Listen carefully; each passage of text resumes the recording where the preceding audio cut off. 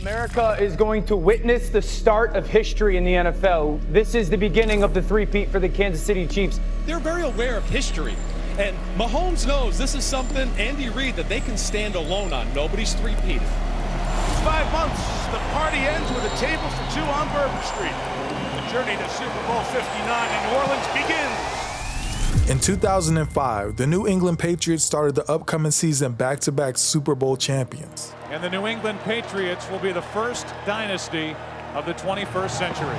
Second year in a row, and for the third time in the last 4 years, the Patriots celebrate winning the Lombardi Trophy. Only 7 teams in NFL history had ever won consecutive titles, but the Patriots weren't satisfied with being just the 8th. They were chasing something greater, a feat no NFL team had ever accomplished.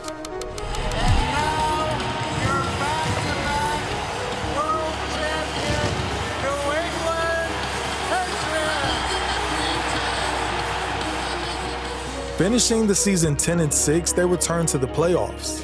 But injuries were a major factor in their season, most notably the stars Rodney Harrison and Teddy Bruschi. We'll look at Bruschi for me, 54. But despite the setback, the Patriots made a valiant effort to make history, but ultimately fell short, losing to the Denver Broncos in the divisional round. Denver looks like they're going to blitz. Brady in a design roll, loads it up, throws a deep ball. John Lynch picks it off. That is the 5th turnover by the Patriots tonight. And the Broncos will advance to the AFC Championship game.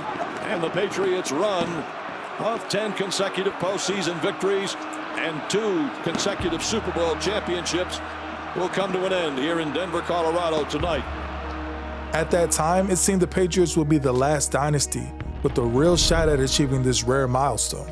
Rare in the sense that every American professional sports league except the NFL has had at least one team achieve the elusive three-peat.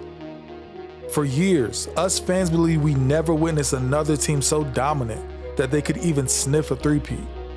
That is, until the Kansas City Chiefs. Right side throw, touchdown!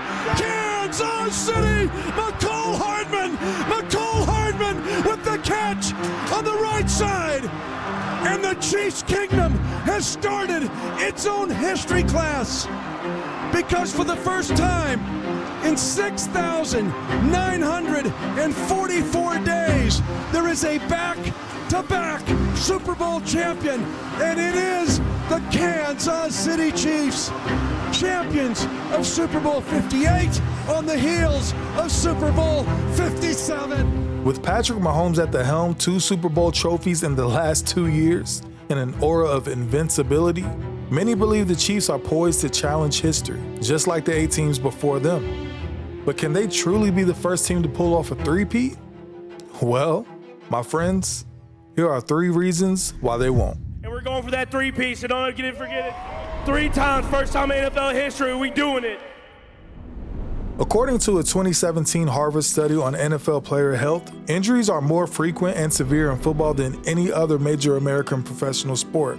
We have 53 active players every week, almost 1,700 players throughout the league who are ongoing. And we have millions involved in youth-related sport and in collegiate sport that are not only football, but are other contact sport from which this study will help inform. It's not a parallel population, but will help inform. The study, part of the Football Players Health Study at Harvard University, found that the NFL's single elimination format and high impact nature contribute to a higher rate of injuries, approximately 3.4 times higher than the MLB, NBA, NHL, and UEFA combined. Unlike other sports where players might return for a series of games, NFL athletes overwhelmingly deal with higher injury rates that can sideline them for weeks, months, or even an entire season. And we think we have a real opportunity, a real challenge, but a real opportunity in addressing the health and well-being of former football players to learn not only something that makes a difference for their lives and their families and their kids, but for athletes at large and for all of us and other cohorts of individuals. While every team deals with injuries, it's an unfortunate reality that can derail even the most dominant dynasties, and have. The Kansas City Chiefs, no matter how well constructed, are not immune. Now, let me be crystal clear here. I don't want to wish injury on anyone, let alone the defending champs. But history has shown us the number one reason why back-to-back Super Bowl champions don't win a third ring is that they are often brought down by injuries. And not just any injuries, but injuries to key star players. Take the 1976 Pittsburgh Steelers, for example. After winning 2 consecutive titles in 1974 and 75, the Steelers looked unstoppable. But their quest for a third championship was hampered by injuries to key players, including both Franco Harris and Rocky Blair. Without both their 1,000-yard rushers, the Steelers lost to the Raiders in the AFC Championship by a score of 24-7, falling short of their three-peat dream. 2 minutes to the Super Bowl. It's the game, and it's the Raiders of Oakland, the Vikings of Minnesota in the Super Bowl, and the Raiders have finally broken the seal. And just 4 years later, the 1980 Steelers also experienced the injury bug. Quarterback Terry Bradshaw, who had led them to 4 Super Bowl victories in 6 years, battled injuries that season. The fragility of star players, especially at quarterback, can be the difference between success and failure. Similarly, the 1990 San Francisco 49ers, led by Joe Montana, were a juggernaut. But in the fourth quarter of the NFC Championship game, Montana was hit so hard by New York Giants defensive end Leonard Marshall that he suffered a bruised sternum, bruised stomach, cracked ribs, and a broken hand. Joe Montana, we know about his back, and he really took a shot in that back.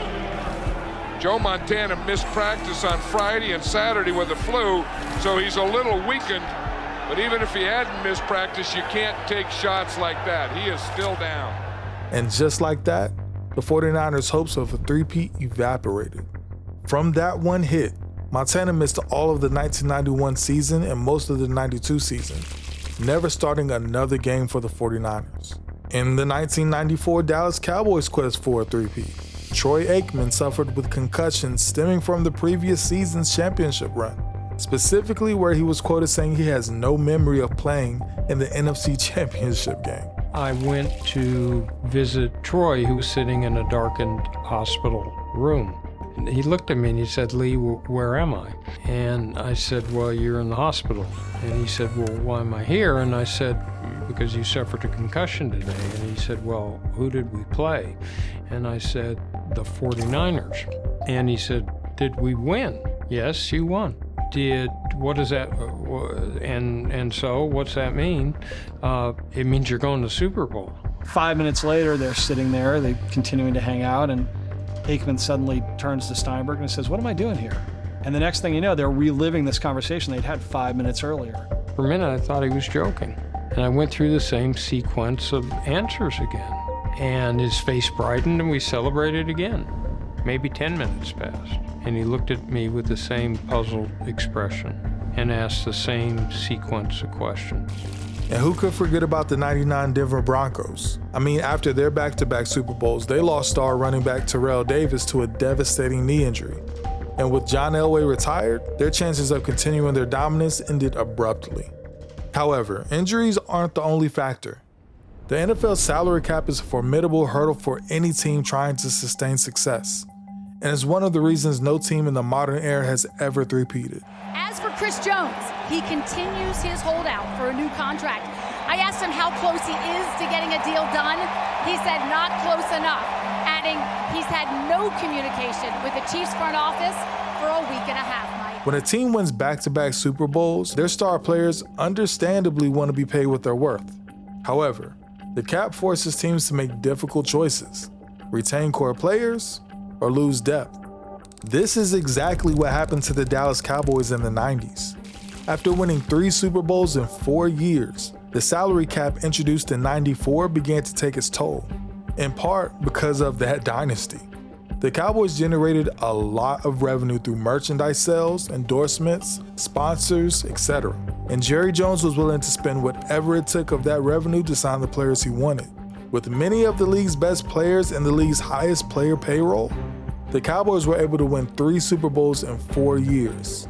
But that formula for success, spending whatever it takes to build a winning team, was not reproducible in most other NFL markets. So other teams around the league were not able to compete on a level playing field. And the only way to ensure that rich teams, like the Cowboys, did not consistently dominate the league season after season was to put a cap on the total amount of money a team could spend on player salaries. And that's exactly what the league did. The new cap went in effect in '94, and in '95 the Cowboys, still playing with the roster they accumulated before the cap went into effect, won their last Super Bowl. In fact, it is the last time the Cowboys have gotten past the divisional round of the playoffs. See, the Cowboys had to decide which stars they could afford to keep, and while they tried to hold the cord together, the financial strain limited their ability to stay at the top. So, thanks to the Cowboys, the Kansas City Chiefs, as well as every other team, faced a similar dilemma. I mean, even recently, the Chiefs agreed to terms with Chris Jones, but in doing so, they had to trade L'Jarius Sneed to the Tennessee Titans. And in the past, the Chiefs have already lost some important pieces from their previous Super Bowl teams, including wide receiver Tyreek Hill, who was traded due to cap constraints. Now, while Mahomes covers up many of the team's deficiencies, the cumulative effect of losing key players due to the salary cap may eventually catch up with the team. Another significant factor in maintaining a dynasty is coaching continuity. The Chiefs have been fortunate to have Andy Reid, one of the best minds in football. But as the team wins Super Bowls, assistant coaches and coordinators are often poached by other franchises looking to replicate that success. For instance, Bill Walsh's coaching tree from the San Francisco 49ers, and probably the greatest coaching tree in NFL history, had a similar impact on the dynasty in the late 80s and the early 90s. As Walsh's assistants left to pursue head coaching jobs, the 49ers lost some of the creativity and strategic advantage that had made them so dominant. And even going back to the Cowboys, losing coach Jimmy Johnson in a power struggle with owner Jerry Jones before the season, along with the salary cap struggles mentioned earlier, played a major factor in the fall of their dynasty and why they never three-peated. Injuries, the salary cap, and coaching changes. The trifecta that kills any chance of a three-peat in the NFL. But there's actually a fourth reason that I forgot to mention. The NFL is unlike any other professional American sports in one crucial way. It's a single elimination playoff format. In leagues like the NBA or MLB, teams play series of games to determine who advances. This structure gives stronger teams a better chance of moving forward even if they have an off night. In contrast, the NFL's one-and-done format leaves no room for error. One bad day, one key injury, or one stroke of bad luck can derail a season. Even the greatest teams in NFL history have fallen victim to this unpredictability of a single elimination tournament. For the Chiefs, this means that despite their dominance, a single playoff misstep could end their quest for a three-peat. So, can any of these factors, injuries, the salary cap, and coaching turnover, truly prevent the Kansas City Chiefs from making history this season? Go for that three-piece, and don't get it, forget it. Don't get it twisted. We're doing it. 3 times, first time in NFL history, we doing it. Well, injuries are always the wild card. Mahomes, Kelsey, and Jones are all critical to the Chiefs' success, and their health will be closely monitored throughout the season. I'm quite sure the Chiefs' medical staff will be doing everything in their power to keep their stars on the field, but one bad hit or unlucky moment could derail their season. I mean, we're all witnesses to Super Bowl 55 where the Chiefs literally had no O-line due to injuries. And unfortunately, their newly signed receiver Hollywood Brown suffered a life-threatening injury in the preseason and is expected to miss 4 to 6 weeks. And because of injuries, Brown hasn't played a full season since 2021. He had the lowest totals of his career last season in yards per target at 5.7 and catch percentage at 50.5. Now, context. That could have had more to do with the larger problems with the Cardinals than Brown, but those stats I feel are worth noting. The salary cap again has already begun to impact the team. Like I mentioned earlier, they lost Tyreek Hill and recently traded L'Jarius Sneed to the Titans, leaving them with fewer stars on defense. However, they still have All-Pro Trent McDuffie, who is more than capable of handling an amplified role. As for coaching, head coach Andy Reid is obviously back as head coach. Both coordinators are also returning with Matt Nagy and Steve Spagnuolo on the offensive side and defensive sides respectively, along with special teams coordinator and assistant head coach Dave Toub. The only coaching changes for the Chiefs are Louis Adazio, who comes in as a defensive quality control assistant. So, in other words, the band is back together. Oh, and I can't believe I forgot to mention this, but the Kansas City Chiefs have something no other team in NFL history has had: Patrick Mahomes. Let's go, baby. Playmakers on 3. 1, 2, 3. Patrick Mahomes playing like an MVP today. His ability to elevate those around him, adapt to changing circumstances, and perform in the clutch makes the Chiefs unique. If there were ever a team to defy the odds and achieve the impossible, it's this one.